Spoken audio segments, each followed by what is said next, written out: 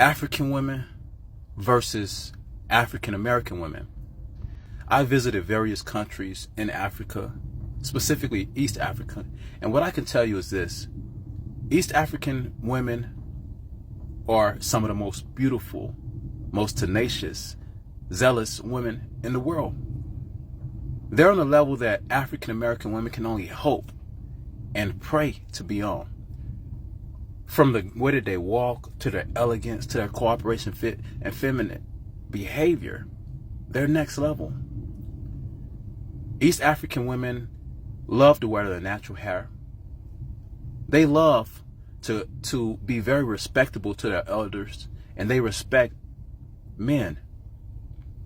Fellas, do your favor and get your East African beauty. And this is the problem that some of us have with the Black American passport bros. You can definitely have your preference without bringing down African American women. You can have your preference. East African women can definitely be your preference, but you do not need to compare them with African American women and bring down African American women or Black American women. One of the key elements or variables that most of you forget when you're making this comparison is the social cultural context, all right? These women are the way they are because of the men in their society. African American women are the way they are because of what? The men in their society. Most of you are 50-50 men. African men are raised with the mindset to be providers. And that is not the same mindset that most African American men have. Beyond provision, African men believe in lineage and continuity of the family name, and these are the reasons why they tend to get married and often would do well being the man of the house. Most of you African American men do not have that concept of extending your lineage and your family name. Again, this whole thing of East African women love to wear their natural hair. Context is key. In most African countries and cultures, the women are not directly competing with Eurocentric standards. Do not get me wrong, Eurocentric standards are global. However, women on the African continent are not directly competing with that standard, and the economic penalty is not as severe as it is in North America. Okay, so Black women in North America, I'm sure they have beautiful hair, but depending on your career, you need to look a certain way to get ahead.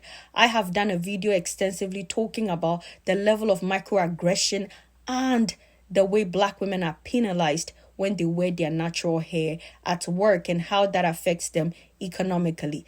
A simple look at the Crown research funded by Dove will provide a context for understanding why Black women in America might not be so drawn to wearing their natural hair. Finally, you talk about the element of respect and how East African women respect their elders and respect men.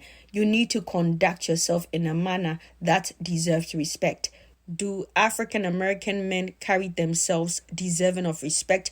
That is a question for you to answer. Respect is not given, it is earned. So if you want to get respect from your women, conduct yourself as such. How many of you are sexually disciplined? How many of you are providers? How many of you have emotional intelligence? How many of you claim a pregnancy when a woman tells you that you got her pregnant and you go ahead, follow through, support her, and name the child to ensure that you are laying claims to your lineage and ensuring that your family name continues?